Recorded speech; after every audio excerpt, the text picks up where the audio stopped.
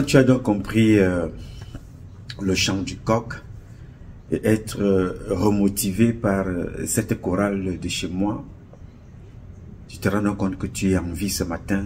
Dieu t'a encore béni. Tu as un mandat pour la journée et tu n'es même pas sûr que tu finiras la journée. Donc, profite de la minute présente. Capitalise.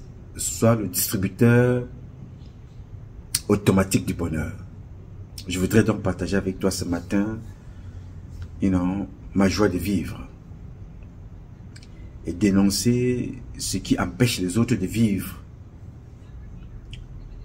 Il y a une formule, certains disent toujours que la vie est courte, je vis ma vie.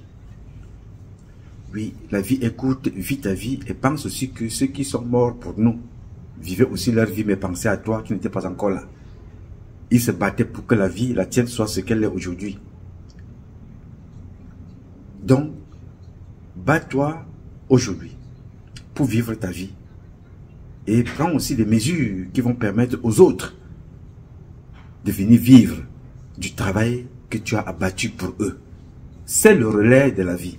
C'est le relais de notre quotidien. C'est le relais de tous et de chacun. Nous ne pouvons être... Nous ne sommes rien sans les autres. C'est vrai, nous ne sommes rien sans les autres. Et je vous le dis tous les jours et ça se manifeste autour de nous au quotidien. J'ai un souvenir quand j'étais tout petit, quand il y avait une bagarre. Et dans cette bagarre-là, il y a des gens qui forment un cercle pendant que les autres bagarrent. Mon père venait là-bas me prendre comme ça à l'oreille, il me dit, qu'est-ce que tu fais là? Tu n'as ni force pour séparer la bagarre. Tu peux prendre une balle perdue. Tu peux prendre un coup perdu. Tu peux prendre un objet qui peut te trancher la tête ou bien qui peut te blesser. Sors de là, va à la maison. Et là, c'est encore gentil. Parfois, c'est une raclée qui te prend ou bien une gifle. Je te prends cet exemple-là pour te dire quoi. Le combat que nous regardons aujourd'hui, le combat des Moudjahidines, des membres du gouvernement, Paul Biya, explique à chacun de nous l'égoïsme industriel que ces gens font montre, la méchanceté industrielle, l'humiliation industrielle qu'ils imposent à nous tous. Ça se voit. Vous observez ça. Nous vivons ça au quotidien. L'humiliation industrielle. Tout ce qui est appelé à évoluer et qui a réussi sans l'aide de Biya est appelé à être détruit par lui. Tout ce qui est monté par l'aide de Biya est appelé à être détruit pour redescendre et devenir rien. Observez ça. Je dis que tout ce qui a été, tu as réussi ta vie sans l'aide de Biya. Il t'appelle, il te fait monter alors que tu es déjà haut. Il te donne une certaine importance de croire que tu es important parce que le président t'a appelé. Tu es là. Il te redescend, il t'humilie, il te rend à zéro. Il t'a élevé, il est allé te prendre quelque part. Il te fait monter. Tu as dit, tu as ton parcours où tu n'as rien, où tu n'avais rien. Il t'amène à son niveau, comme les Atanganji. Il te redescend, il te détruit. La destruction industrielle par méchanceté. .com Promax. C'est le gouvernement de Biya, les Moudjahidines. Alors, ce que vous voyez là maintenant vous démontre. Vous n'avez même plus besoin d'aller chercher un exemple ailleurs. Regardez le nombre de personnes qui publient, comme je le fais ici maintenant, qui parlent du football, qui n'apportent rien à personne. Je vous dis rien. R-I-E-N. Rien au niveau du Cameroun. Dans d'autres pays, ça apporte quelque chose. Vous avez des ingénieurs qui doivent vous parler. Vous avez des journalistes. Vous avez des docteurs. Vous avez toutes sortes de personnes qui ont faim. Ils n'ont rien chez eux. Mais ils vont parler du football. Mais vous ne les verrez jamais aller se mettre en route pour manifester, pour écrire, pour publier, faire des vidéos du manque d'eau, de leurs conditions de vie. Mais là, ils sont en train de se battre pour les conditions de ceux qui ont détruit leur vie. Moi, les Kombé, il est membre des Moudjahidines, de la République. Moi, les Kombé, il est là-bas. Alors, comment faites-vous pour aller vous associer dans un combat où les gens discutent le partage des milliards qui ne vous apporteront rien. Même voir les matchs à la télévision, vous n'avez pas de télé, vous n'avez pas de internet, vous n'avez pas de courant, vous ne bénéficiez d'aucun centime. Mais vous allez vous battre. Dans les familles, certains sont divisés. Je suis moi le Kombi, je suis Samuel Eto'o, je suis Brice Chou. On a sorti le t-shirt Brice Chou. Voilà là où nous en sommes aujourd'hui. Les footballeurs dans des pays, comme je vous ai montré, ont des sociétés industrielles pour transformer, pour aider leur pays à sortir de la galère. Les nôtres sont dans tout ce que je vous ai dit l'autre jour. Quel est, toi, ton intérêt? Tu n'as pas d'emploi, tu n'as pas de courant, tu n'as pas d'électricité, tu n'as pas l'assurance maladie, tu n'es pas en sécurité, tu n'as pas Internet. Quel est ton intérêt d'aller soutenir des personnes qui ont tout et qui vous ont mis dans la situation dans laquelle vous vous trouvez aujourd'hui? Je ne sais pas, je pose une question pour comprendre. Je dis, j'ai vu une femme quelque part là, je n'ai pas envie de reprendre sa vidéo parce que je ne savais même plus qu'elle existait. On dit qu'elle a été à la FECAFOOT un temps. J'ai entendu encore cette femme-là parler aujourd'hui. J'ai dit, mais donc cette femme-là vivait encore? On égorge les femmes au Cameroun. Cette femme-là, on ne l'entend pas. On enlève les enfants. Cette femme-là, on ne l'entend pas. Les Bayam-Selam sortent pour pleurer leurs conditions de vie. On n'entend pas cette femme. On entend cette femme-là pour rien du tout. Mais, elle sort aujourd'hui pour parler du football. Vous êtes jaloux d'eux. D'autres sont jaloux de Molekombi. D'autres sont jaloux de Tofis. D'autres sont jaloux de Biya. D'autres sont jaloux de Sissi. Toutes ces personnes, sans exception, sont à la base de ce que vous vivez tous les jours, de ce que nous vivons tous les jours. Comment faisons-nous pour être un peuple aussi moutonnier? Je ne sais pas. Dans tous les domaines, le peuple camerounais est comme vous voyez là. Aujourd'hui, c'est le football. Demain matin, ça va changer. Et je vous avais déjà expliqué ici que ces gens-là, l'homme le plus gagnant de tout ce qui se passe, c'est M. Biya. Dans tous les domaines, il a gagné. À distraire le peuple camerounais. Les églises, vous allez voir, on demande aux gens de manger les herbes dans les églises en Afrique. On mange les herbes pour chasser le Satan. On mange les herbes pour chasser Satan. On mange les herbes. Les prêtres à l'église tabassent les personnes pour chasser Satan. Le prêtre te prend, commence à te tabasser. Il te tabasse. Pour chasser Satan.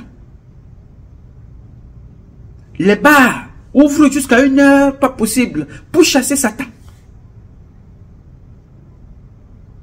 On vous tue dans des commissariats pour chasser Satan. Quand on a fini avec les bars et les prêtres, on va retomber sur des Célestine Kecha, Madeleine Tchouente. On va retrouver les Atananji, les gens de Dieu Momo. Voilà le quotidien des Camerounais. Entre-temps, on tue dans les routes. Les gens meurent parce qu'ils sont tombés dans un puits. Pas une personne, pas 2 personnes. Avant la fin de la journée, vous allez apprendre que quelqu'un a tué sa femme, quelqu'un a tué son enfant, l'autre a coupé les doigts de son enfant parce qu'il a mangé la viande. On est dans un pays où on ne comprend rien. Même les intellectuels qui ont pensé encore que, bon, dans certains pays, en Europe, des intellectuels disaient, dans la guerre, il faut protéger les intellectuels et les hommes de culture. Chez nous, au Cameroun, ce sont les hommes de culture et les intellectuels qui sont devenus encore plus bêtes, même plus bêtes que ceux qui n'ont même rien appris. On se pose la question, comment font-ils? Ils t'écrivent des tonnes, c'est-à-dire quelqu'un s'assoit, t'écrit des tonnes et des tonnes et des lettres, il ne recevra 5 francs de personne dans tout ce qu'il écrit. 5 francs, il ne recevra rien. Il n'a pas de courant, il n'a pas d'électricité, il n'a pas de quoi manger, il n'a rien. Il marche à pied, il n'a pas un vélo. Personne ne le lit. Alors que tu entres chez lui, les diplômes commencent à la cave jusqu'au plafond. Il n'écrira pas pour décrire ses conditions de vie en tant qu'ingénieur. Non. Il va écrire pour soutenir Eto. Il va écrire pour soutenir Mouele. Il va écrire pour soutenir Bechou. Comment faites-vous pour atteindre ce degré de bêtise? Je ne comprends pas. Expliquez-moi un peu pour comprendre. Et je vous ai rappelé ici que, souvenez-vous, que M. Biya et son groupe de Moudjahidine ont tous les éléments pour distraire le peuple camerounais. Qui se souvient encore parmi vous, peut-être moi j'ai la mémoire courte, qui se souvient encore du passage de Kylian Mbappé au Cameroun? Qu'est-ce que ça vous a apporté? C'était toujours les mêmes événements. Point commun, football. On a déplacé l'armée camerounaise, la police camerounaise, pendant plusieurs jours, la gendarmerie camerounaise, les services de renseignement camerounais. Pour un individu, il a mobilisé comme ça, Mbappé est arrivé, Francis Ngannou, Joachim Noah, Et qui d'autre là? Il y avait encore quelqu'un d'autre là que je ne me rappelle pas. Vous posez la question aujourd'hui à ces gens-là, quel était le but et l'objectif de mobiliser les Camerounais comme ça pendant des journées et des journées? Tu ne dirais pas, personne ne se souvient de rien du tout. Pendant ce temps, les Camerounais dans tout ça ont les mêmes problèmes à l'université. Le manque de toilettes à l'université, manque d'eau à l'université, manque de sécurité à l'université. Les Camerounais ont les mêmes problèmes de passeport, les mêmes problèmes de carte d'identité, les mêmes problèmes de documents administratifs. Les Camerounais ont tous les problèmes, mais M. Biya et son groupe de Moudjahidines ont réussi à détourner les Camerounais chaque jour. Je vous assure que ceux qui sont capables de penser au Cameroun, je suis impressionné par leur capacité à écrire des papiers toutes les 30 minutes au Cameroun. Je suis totalement impressionné. Un pays où on détruit tout. Et on utilise les mêmes jeunes pour détruire les jeunes. J'ai vu, et c'est pour ça que j'ai dit, je ne sais pas comment certains font pour être bêtes. Tu as ton petit emploi. J'ai vu un autre là, on parle d'un douanier. Il a un V ou 2 ou 3 ou 4 V, je ne sais trop rien.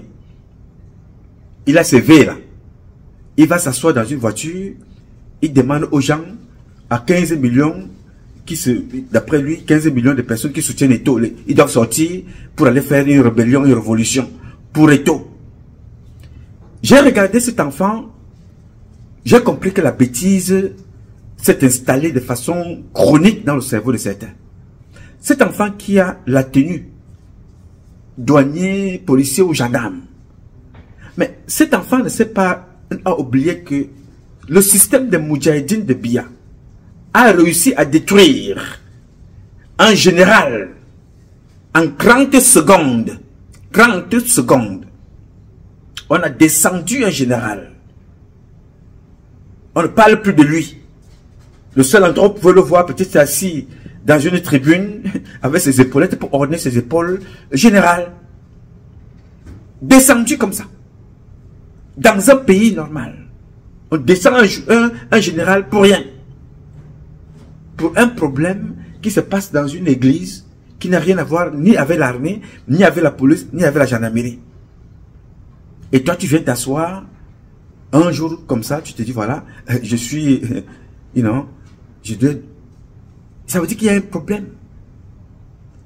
Cela ne veut dire pas que personne ne doit manifester ou exprimer sa joie ou son mécontentement. Je n'ai pas dit ça. Je vous rappelle tous les jours que nous avons affaire à un système foncièrement dangereux, criminel, méchant. C'est la devise de M. Biya. Détruire tout ce qui est appelé à s'élever, ou détruire tout ce qui s'est élevé sans eux, ou détruire tout ce qui s'est élevé avec eux. Leur solution, c'est détruire tout, sans arrêt.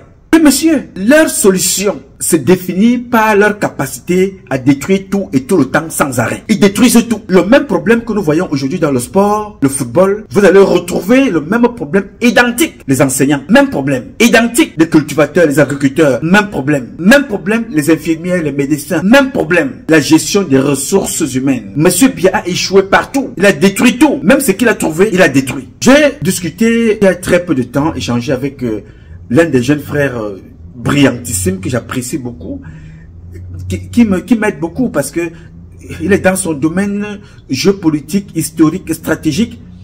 Moi, je suis dans le volet sécuritaire, militaire et tactique et tout ce que ça comporte, qui comporte la sécurité. Donc, je complète régulièrement mes connaissances en allant au contact de ceux qui savent, qui connaissent plus que moi. Ici, comme je le dis régulièrement, c'est l'académie des apprenants. Nous sommes tous des ignorants. Et moi-même qui suis donc le président des ignorants, je m'en vais toujours au contact de mes jeunes frères dans leurs domaines respectifs qui connaissent plus que moi. En discutant donc, en échangeant avec l'un d'eux, qui est un esprit éclairé, brillantissime, malheureusement que le Cameroun ne prendra jamais pour apporter sa contribution. Alors il me raconte donc une histoire. Il me dit, mais grand frère, écoute-moi bien. Le football dans le monde aujourd'hui est un enjeu en multiples dimensions plurielles. On vous trouvera une dimension politique, une dimension géopolitique, une dimension diplomatique. La dimension footballistique maintenant n'est pas unie, elle est multiple, elle est diversifiée. Malheureusement, dans notre pays, toutes ces dimensions-là ne peuvent pas être mises en évidence. Pourquoi? Parce que dans notre pays, il y a des lois. Il y a des lois très fortes. Les juristes ont fait un très beau travail. Mais malheureusement, ceux qui ont travaillé des lois au Cameroun, ils ont mis sur pied des lois par embuscade. Ces lois-là veulent que tout soit centralisé au niveau de l'hégémon central qui est Paul Biya. Et on trouvera donc qu'il y a des conventions qui vont être au-dessus des décrets. Il y a des hautes instructions qui vont être au-dessus des décrets. Il y a des hautes instructions qui seront au-dessus du code pénal et des lois et des décisions prises par des magistrats. Je trouve ça totalement juste, cette définition. On a tout, mais on refuse de mettre en pratique ce que nous avons, dont les juristes ont encadré avec des lois, avec tout ce qui concourt à élever la République, mais dont les personnes malicieuses ont vite fait de faire des choses, de faire des lois par embuscade pour que tout revienne à la décision du chef de l'État. Vous voyez donc que l'entretien que je viens de voir avec mon jeune frère vous ramène à tout ce que je vous dis depuis très longtemps. Biya ne veut pas que quelqu'un d'autre brille.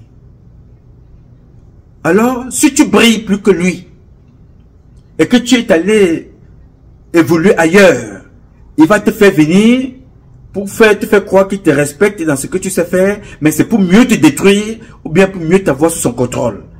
Qui ignore que Samuel Eto'o est un génie dans son domaine? Pourquoi Biya le fait venir? Biya le fait venir parce que Eto'o est populaire.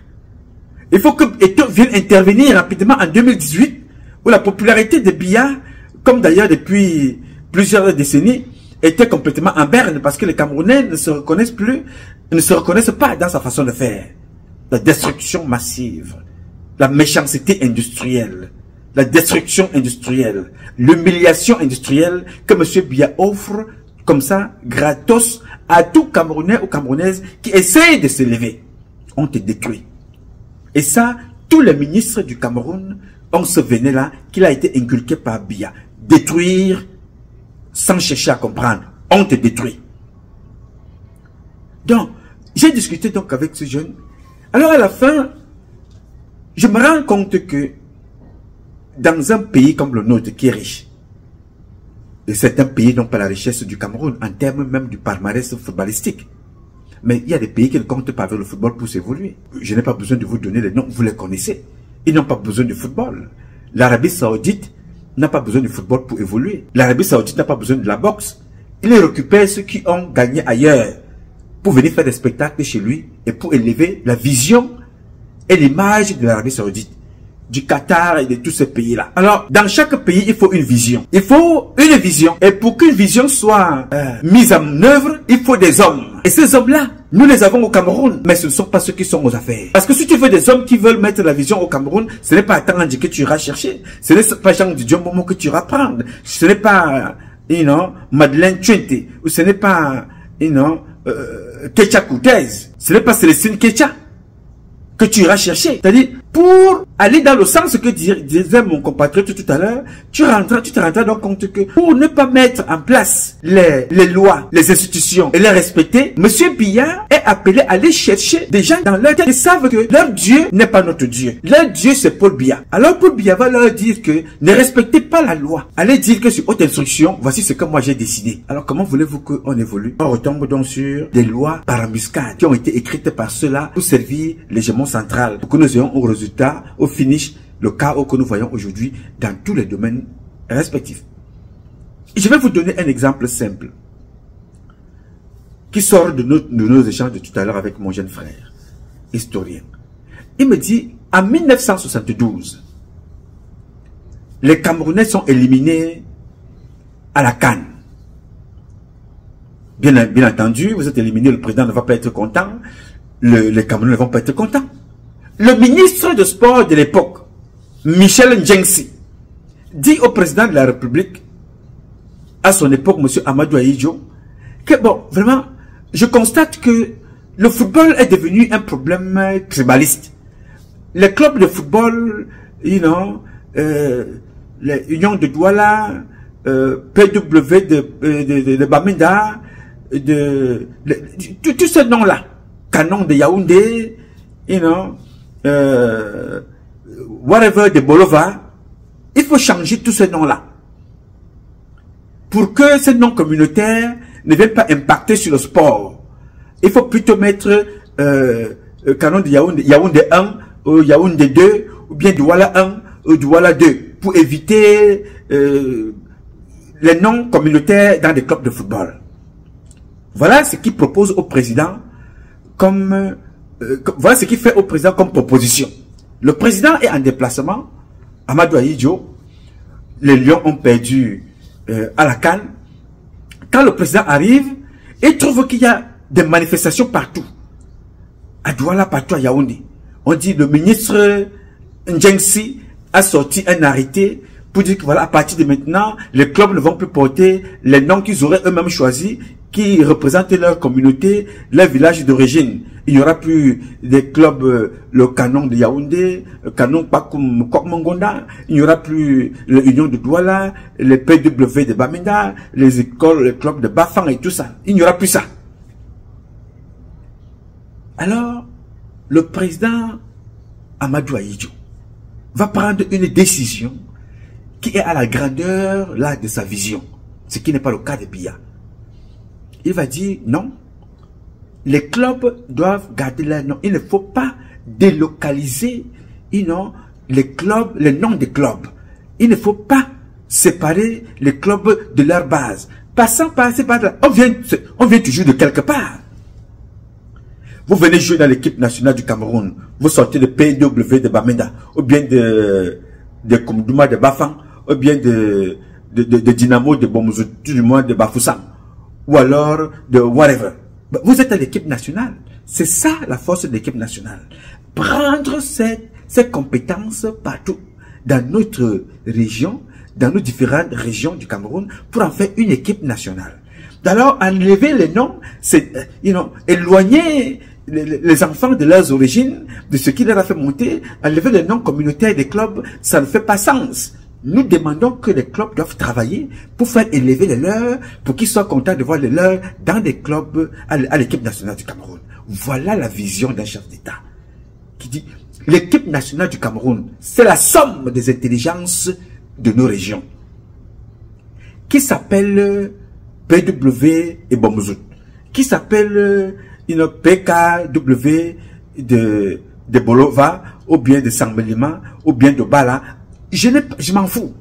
Tout ce que je veux, c'est que tous ces clubs-là me ramènent à l'équipe nationale des bons joueurs. Donc l'équipe nationale du Cameroun, qui devient aujourd'hui tout et n'importe quoi, dans la vision de Amadou Ahidjo, était celle-là qui est représentative de l'intelligence du Cameroun, de la cohésion nationale, de l'union, de celle-là, au lieu que les gens se divisent, s'unissent plutôt et se rassemblent dans l'équipe nationale. Alors, Amadou Ahidjo va virer le ministre Michel Ndjengsi. Il va donc faire venir un autre. Alors, le président Amadou Ahidjo va virer Michel Ndjengsi. Il fera donc venir faire appel à monsieur François-Xavier Ngoubeyo. Voilà la vision d'un homme d'État, d'un homme qui a la vision, qui n'est pas dans les bassesses de division, pour des intérêts politiques, pour des intérêts égoïstes. L'égoïsme industriel. Parce que l'égoïsme industriel de Biya est là pour détruire et diviser. Amadou Ahidjo n'était pas là-dedans. Amadou Ahidjo était là pour rassembler les compétences, les intelligences, pour l'intérêt de son pays et du peuple camerounais. Voilà qui était Amadou Ahidjo. Mais ce n'est pas le cas aujourd'hui. Dans certains pays, le football crée de l'emploi. Le football fait beaucoup de choses.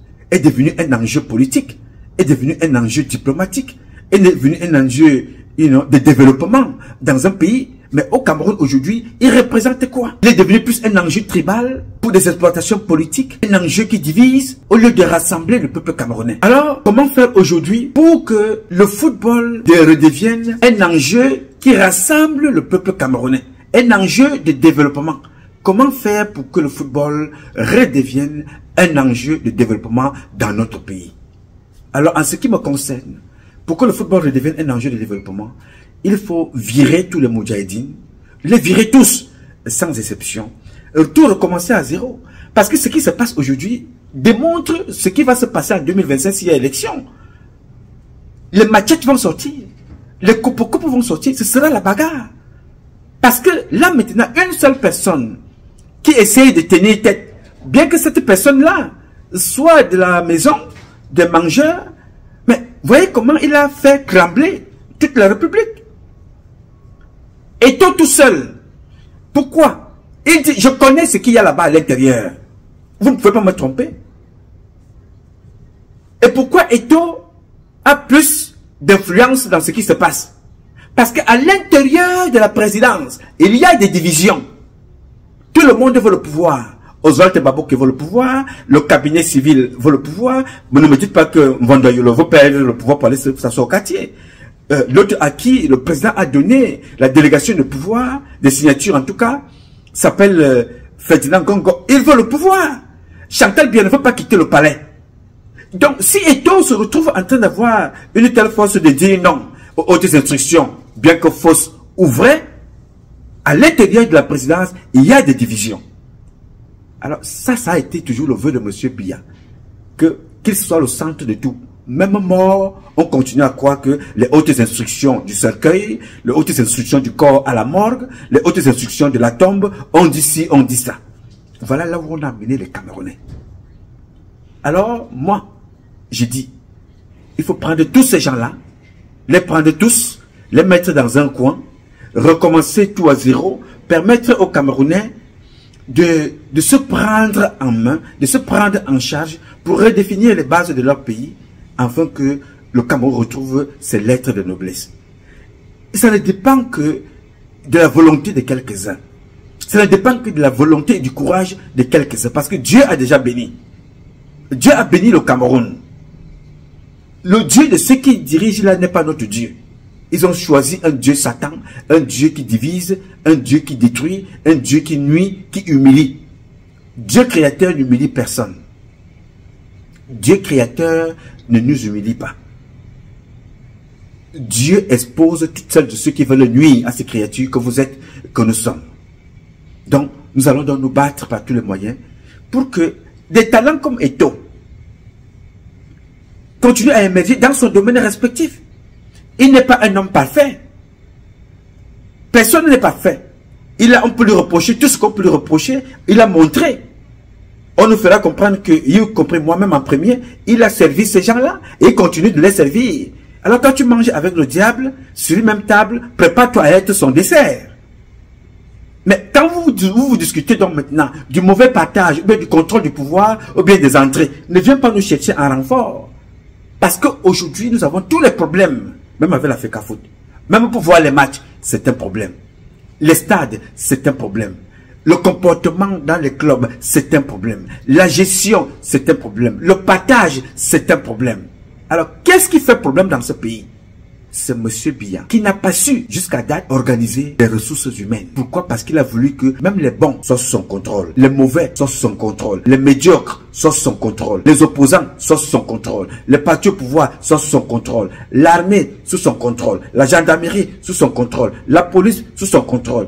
Mais personne ne pense rien. Tout doit être sous le contrôle de quelqu'un qui ne pense pas, qui n'a pas une vision politique d'un pays pour l'élévation du peuple. Il n'en a pas. Alors, tout le monde doit être comme ça, béni oui. Et ça crée dans les guerres, les divorces, les séparations, des problèmes dans des villages, des problèmes dans des villes, des problèmes dans des bureaux. Partout, Biya divise. Alors, il faut donc qu'on se prépare. Parce que si nous ne faisons rien, là, ce qui est en train de se passer pour le moment, qui n'est pas encore fini, risque de se passer encore avec une violence pas possible en 2025. Déjà, vous me connaissez, je ne suis ni pour l'élection, encore moins l'élection avec M. Biya. Je ne suis pas pour. Alors nous allons donc nous préparer à ne plus accepter l'humiliation des icônes dans notre pays comme Eto'o. Nous n'allons plus accepter l'humiliation des intellectuels dans notre pays comme ceux qui sont en prison.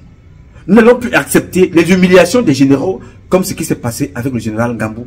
Nous n'allons plus accepter que les cancres nous gouvernent comme le cas avec Atanganji les Quechua, Célestine, les Madeleine Chentou et les autres. Alors que les pays qui n'ont pas d'autre patrimoine en ressources humaines sont en train de s'élever. Voilà la somme de ce que j'ai à dire en ce qui concerne cette histoire. Qui a mobilisé les intelligences de notre pays, qui ne parlent pas d'eau, d'électricité, de manque d'emploi, qui ne parlent pas de sous-développement, qui ne parlent pas de tout ce qui se passe dans le Nosso. On tue chez nous. Nos frères meurent tous les jours. Des militaires comme des civils, des femmes comme des jeunes filles, des bébés comme des mamans enceintes. Mais personne, on ne voit pas les femmes sortir, on ne voit pas une telle mobilisation comme on la voit aujourd'hui. Tout ce que nous demandons qu'il soit fait dans le football, c'est-à-dire une politique, une dimension politique organisée, une dimension géopolitique, une dimension de développement, il faut qu'on trouve ça dans le tourisme. Regardez le Cameroun, une source financière d'entrée d'argent inestimable. Regardez le handball, regardez le volleyball, regardez la boxe, regardez notre médecine, nos médecins, regardez nos enseignants, regardez notre agriculture, regardez nos agriculteurs, à quoi ils ressemblent. Aujourd'hui, on a déplacé le centre d'intérêt, ils se retrouvent sur les influenceurs. Les influenceuses ont montré les fesses. À l'époque, il fallait inventer quelque chose pour être connu. À l'époque, il fallait être un maître pour être célébré. À l'époque, il fallait être un homme d'affaires prospère pour être élevé. Aujourd'hui, pour être connu et honoré, il faut montrer les fesses, être influenceur, influenceuse. Là, tu es élevé, tu es invité par la première dame, tu es invité par le président et là, tu es élevé. Et entre-temps, nous sommes là pour détruire tous les hommes d'affaires camerounais. Il faut insulter, il faut détruire, il faut salir. Nous sommes en train de détruire les femmes d'affaires camerounaises. Il faut insulter, il faut détruire. Tout ça, on est payé pour ça. Pour détruire les nôtres. Nous sommes en train de vouloir que Paul Biya parte, mais nous faisons exactement sa politique. Celle de la destruction industrielle. Détruire de façon industrielle. Détruire les valeurs culturelles, détruire les valeurs professionnelles, détruire les valeurs traditionnelles, détruire les valeurs éducationnelles, détruire toutes les valeurs de façon industrielle, vraiment avec une vitesse pas possible. Regarde au Cameroun, ce que ça donne. On insulte à longueur de journée, on décrit à longueur de journée, on salit à longueur de journée. Voyez un peu?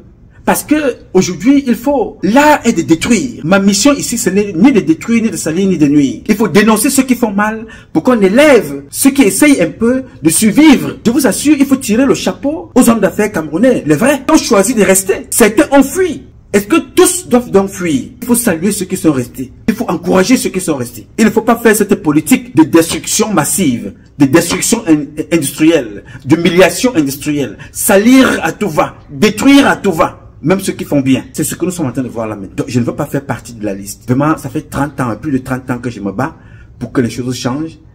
Mais, pour que ces choses-là changent, j'ai besoin de vous. Et j'ai besoin d'une vision qui doit être implémentée sur le terrain. Et c'est vous qui devrez porter cette vision. Ce que nous faisons aujourd'hui, beaucoup d'entre nous ne verront pas la fin du mois. La fin de ce mois. Les gens qui parlent des taux là, vous allez apprendre que d'autres sont morts hier. D'autres vont mourir ce soir. D'autres ne verront pas décembre prochain. D'autres ne verront pas 2025. Les gens qui parlent de moi, les Kombi et de Paul Biya. Les gens qui insultent partout là. Alors, ils partiront comme nous tous. Mais posons-nous une simple question. Quand je pars là, qu'est-ce que j'ai laissé? Mon enfant, ma fille viendra vivre dans les mêmes conditions que moi. Qu'est-ce qu'on retiendra de moi?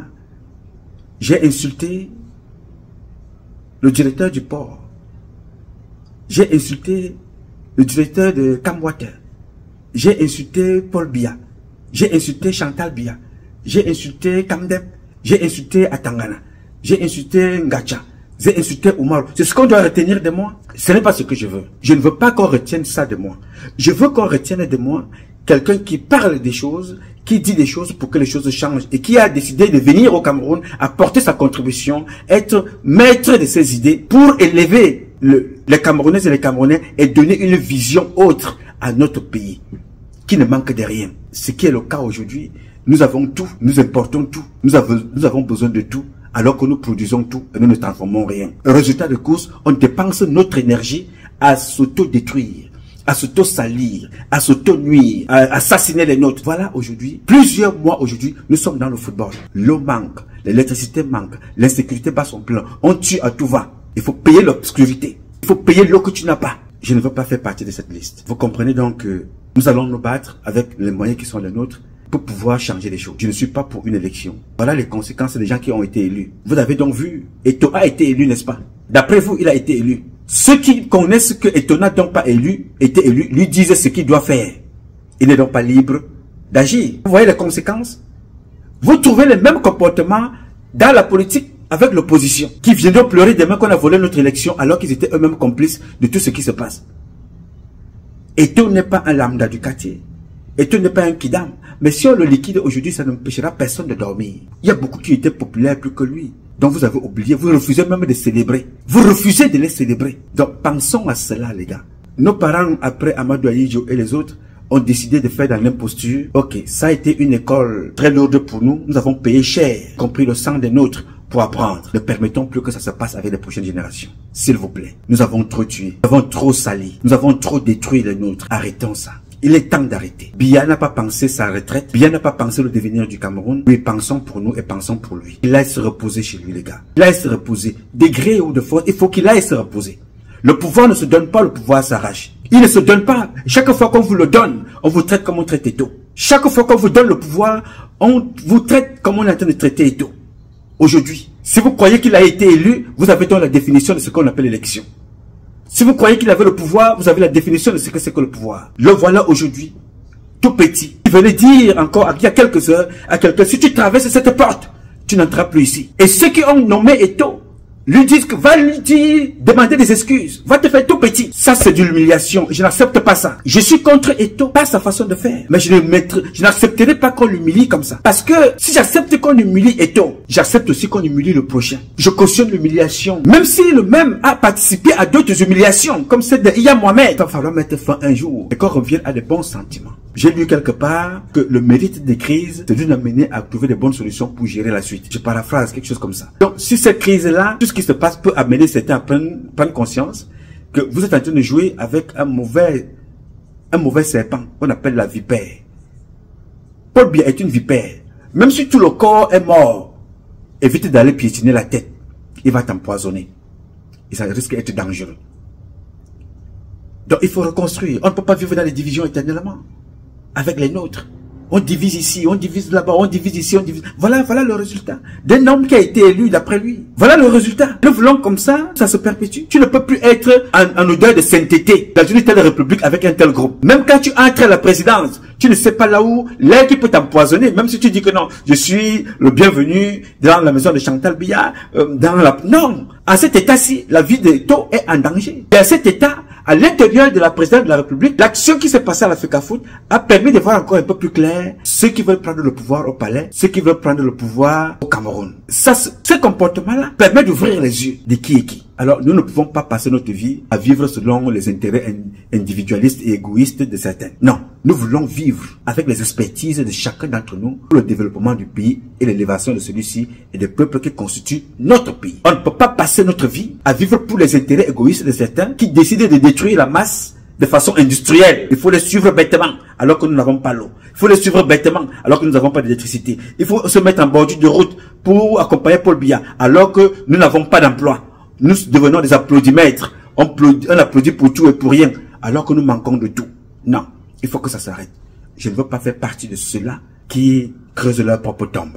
Non, je vais me battre pour que les miens mènent une vie différente de celle que j'ai menée jusqu'à ce jour. Ou de celle que j'ai vu les autres vivre jusqu'à ce jour. Elle n'était pas réduisante. Elle n'était pas bonne, cette vie que j'ai vue les autres vivre. Je ne vais donc pas participer. Je vais me battre pour aménager les conditions de vie des miens. Pour un Cameroun nouveau. Ce serait mon combat. Et mon dernier mot pour aujourd'hui. J'ai dit. Ce combat est un combat de tous et de chacun pour un intérêt commun. C'est avec la volonté des Camerounaises et des Camerounais, comme vous, et la bénédiction de Dieu que nous vaincrons. En attendant, le combat continue. Ah oui, ce combat continue parce qu'un Cameroun nouveau est possible. Chacun dans son domaine respectif, nous réussirons donc à élever notre pays et lui donner les lettres de noblesse qu'ont toujours souhaité nos devanciers, nos ancêtres. Je m'appelle Nouma, Patrice Nouma. Je réponds au 001 551 666 1027. I love you, but God love you more. Thank you.